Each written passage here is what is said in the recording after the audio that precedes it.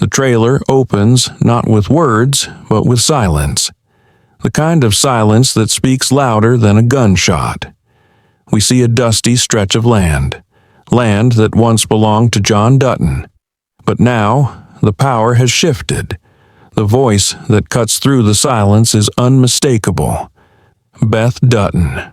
Her words? This land doesn't forget, and neither do I. That single sentence sets the tone for what's to come. Beth's return is not soft, not emotional in the traditional sense. It's calculated. It's furious. She's no longer fighting for her father's legacy. She's fighting for revenge, for justice, for control. In the trailer, she's dressed in black, her voice colder than ever. Something has changed in her, something darker. The pain of loss and betrayal hasn't broken her. It's forged her into something even more dangerous. And then comes Rip. When Rip Wheeler steps onto the screen, it feels like time stops. No music, just the sound of his boots crushing gravel. He's older, more worn, the weight of years visible in his eyes. But that same fire burns behind them. The trailer doesn't reveal how Rip and Beth return to the ranch, or even where they've been. But their reunion is short, brutal, and loaded with tension. A whispered exchange between them. "Are you ready for this?" Followed by Beth's reply, "Always," says everything. They're not just back. They're back with a purpose. Rip's loyalty to Beth has always been unshakable, but now it seems they've come with a shared mission, a vendetta. We see glimpses of Rip staring down unknown enemies, his hand resting close to his belt. But there's something different this time. It's not about survival. It's about retaliation. Rip and Beth aren't defending the Yellowstone. They're hunting the people who destroyed it. The trailer flashes to a courtroom scene. Beth, standing alone, eyes locked with someone off camera. A judge slams down a gavel. In another quick cut, Rip is seen riding through the night, blood on his shirt, fury in his face. There's no doubt, this isn't the same couple we saw ride off together. These two are at war, and no one is safe. The questions begin to pile up. Who has taken over the Yellowstone? Why are Beth and Rip only returning now? And most importantly, what are they planning? There's a moment that fans won't forget. Beth standing in the burned-out remains of the Dutton house. She looks down at a piece of scorched wood, something that once held the family brand. Her fingers close around it, and she says, "They thought they ended us." But we're not finished, not even close. This isn't just about reclaiming land. It's about legacy, vengeance, and something even more dangerous, truth. In the background of their return, we catch glimpses of new faces, young men on horseback who clearly don't respect the old rules. A woman in a business suit standing at the gates of the ranch with a file in her hand. Someone who knows too much. And a mysterious figure watching from a distance. Someone who knows Rip. Someone who may have betrayed them both. And just when you think the trailer can't get more intense, Beth delivers one final line that hits like a freight train. "We buried the past. Now we're digging it up." With that, the screen cuts to black. The return of Beth and Rip isn't just about familiar faces. It's a declaration that the Dutton legacy isn't dead. It's more dangerous than ever. As the trailer continues, the tone grows even more intense. The calm before the storm is long gone. Now we're standing in the eye of a tornado. The Yellowstone Ranch might still stretch across miles of land, but it's no longer the safe haven it used to be. The Dutton Empire is under siege from forces that don't just want the land. They want the legacy erased. And this time the enemies aren't just corrupt politicians or greedy developers. They're wolves in sheep's clothing, People who know exactly how to tear the family apart from the inside. One of the biggest shocks in the trailer is the reveal of a new antagonist, Senator Evelyn Stratton, calm, controlled, and chillingly precise. She's not screaming for war. She's executing one with a pen. A quick clip shows her standing before a media crowd saying, "The Dutton era is over. What comes next is progress." Her smile is thin, her eyes sharp. She's not just trying to steal the land. She's trying to bury the legend of the Yellowstone name. Behind her stands a team of lawyers, businessmen, and ex-lawmen, each with their own dark connection to the ranch. These aren't random outsiders.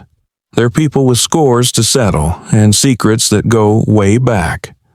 A single brief flash in the trailer shows a document marked Classified Evidence, 1993, Dutton Ranch Homicide.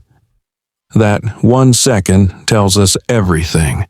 These new enemies are digging into the past, and they've found something dangerous. But here's the twist. They aren't the only ones playing dirty. Beth is too smart to fight this war head-on. She knows she needs allies, which brings us to the most unexpected moment. In the trailer, Jaime Dutton, yes, Jaime, the man Beth once swore to destroy. We see Jaime walking alone through the Capitol building, his face tight with pressure. A voiceover plays, "I've made mistakes, but this one I won't regret." Cut to Beth looking at him from across a table, her fingers tapping slowly. "You're either in," she says coldly, "or you're done."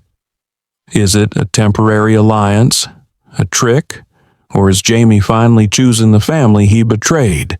It's unclear, because the trailer is careful not to give away too much. We only see brief flashes of Jaime in action, signing papers, burning documents, looking over his shoulder. Someone is watching him, and it's not Beth. One theory, Jaime may be caught in the middle, used as a pawn by both sides. If so, his end could be brutal. Then comes a moment that sends chills down every fan's spine. A young man appears in the trailer, standing at the edge of a cliff, watching the land below. He's got the sharp features of a Dutton, but his name is never revealed. Could this be Case's son, Tate, all grown up? Or someone new entirely, a hidden branch of the Dutton family tree? One thing's clear. He's being hunted. A shot rings out. He runs. The trailer cuts before we see who fired. The trailer's pacing accelerates from here. Ranch hands riding fast through stormy weather, fences burning in the night, someone holding a branded cattle skull like a trophy. There's a sense that the rules of the old Yellowstone world are breaking down. Chaos is creeping in. We catch a brief, haunting glimpse of Monica Dutton, sitting quietly in what appears to be a reservation courtroom. Her face is calm, but her eyes are filled with something deeper. Warning, grief, maybe vengeance. A tribal elder whispers something to her. They think this is about land. It never was.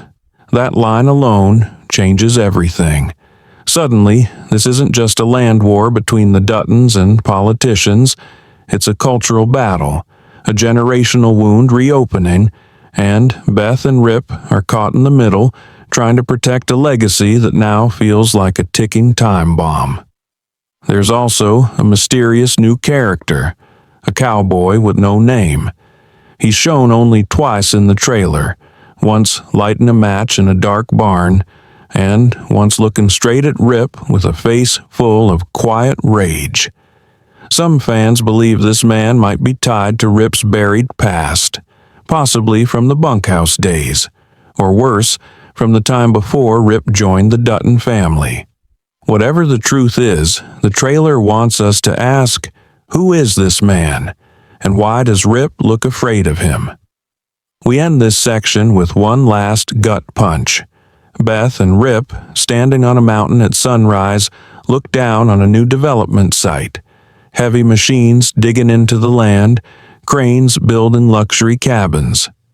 Rip mutters, "They're carving it up like it never mattered." Beth just watches, her jaw clenched, and says, "Let 'em. When we're done, there'll be nothing left to sell." The message is clear. This sequel isn't just about reclaiming Yellowstone. It's about burning it all down before anyone else can claim it. One name is whispered more than any other throughout the trailer, not spoken directly, but felt in every glance, every scar, every shadow. That name is John Dutton, and he's missing. The trailer never shows him, not once. No flashbacks, no voiceovers, no gravesite, just an eerie silence that surrounds his legacy like a fog. It's what isn't said about John Dutton that screams the loudest. Beth stands before his old chair on the ranch's porch, her face still, her eyes locked on that empty space. The camera lingers there for a second longer than you'd expect. That's when you realize this absence isn't by accident. It's intentional, powerful, painful. One single line gives us the biggest clue yet. It's from Rip, as he watches fire consume a field at night. He murmurs under his breath, "He warned us this would happen." He knew they'd come for it all. Just that. No name, no context. But you know who he's talking about. John, the man who fought for that land with everything he had. The man who made enemies in every corner of power. The man whose presence used to silence a room the moment he walked in. And now, he's gone. The question echoes through every scene of the trailer. What happened to John Dutton? Is he dead, missing, hiding, or has he stepped away, choosing to let others fight this final war? We see Beth clutching a worn leather notebook, old, cracked, and clearly personal. Inside, quick glimpses show sketches of the ranch's borders, handwritten warnings, even a list of names crossed out in ink. Fans believe this notebook could be John's final message, his war map, a blueprint for what's to come. Whatever it is, it's fueling Beth and Rip's every move. But here's where things get even more complicated. There's a scene deep in the trailer where Beth is seen speaking to a man behind a glass wall, possibly in prison. His face is never shown, but her words, they hit like a thunderclap. "You sat back while they buried him. Now you're going to help me dig them up." Is she talking to Jaime or someone else entirely?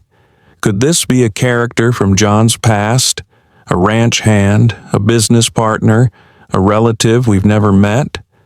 The mystery of John's fate is clearly going to be the emotional core of this sequel, not just because fans loved him, but because everyone else on that land is still living in his shadow, even the enemies. One chillin' moment reveals a secret meeting between Senator Evelyn Stratton and a group of corporate developers. She lays a file on the table. The name stamped on it? Dutton, John, unresolved estate. The look on her face isn't smug, it's wary, as if she knows tampering with his legacy is like waking a sleeping giant, and that's what makes his absence so dangerous. Without John, the power vacuum is real. People are circling like vultures, each one ready to take a piece of the empire he left behind. But what they're not counting on is how fiercely the Dutton name still echoes through Montana. Beth, especially, is unraveling from his absence in the most dangerous way. Not through grief, but through fury. We hear her scream at one point, off camera, raw, not staged, just her voice filled with pain and rage. He died for this land, and they treat it like dirt. Then silence. Rip, meanwhile, doesn't speak much about John. He doesn't have to. His loyalty to the old man runs in his blood.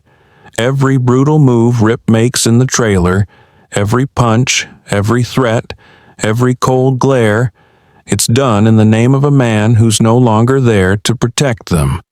But there's one more twist.